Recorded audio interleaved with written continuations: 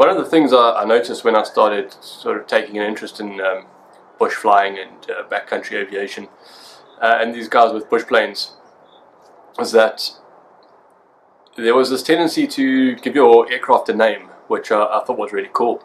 So you have Trent Palmer with the Freedom Fox, Alec DeCessa with the Red Fox, and then on Instagram you've got Jeremy Rowan with the Swift Fox, and then Scott Palmer, he hasn't named his fox yet.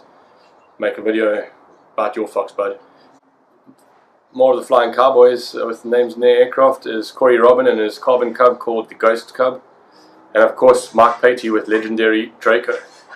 So before I even got that far along the line with the aircraft, we decided to give the plane a name, and a couple of ideas were thrown around between myself and my wife.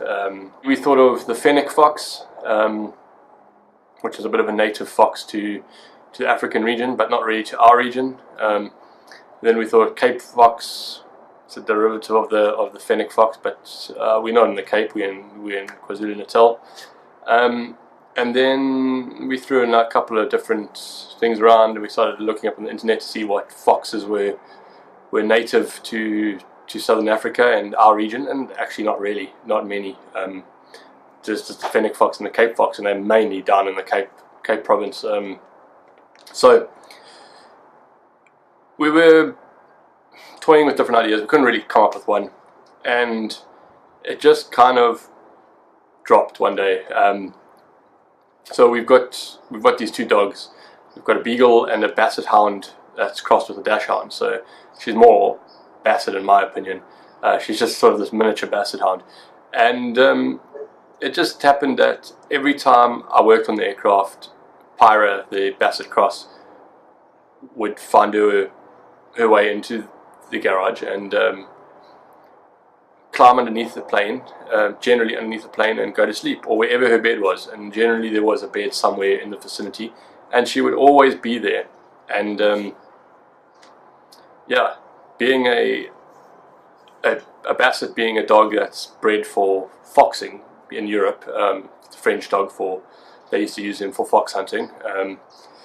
It became a bit of a joke that wherever the fox was, we could find the hound, and wherever I was with the fox, the hound would be. And so my wife one day went, why don't we call it the fox hound? And it just stuck, and that's it. That's how we came up with the fox hound, and that's why in the logo there's the paw print in the middle of the hound. That's the basset's paw. And finally, a big shout out to all the guys that I mentioned earlier in the video. Go check out their channels. Links below in the description to each one of their channels.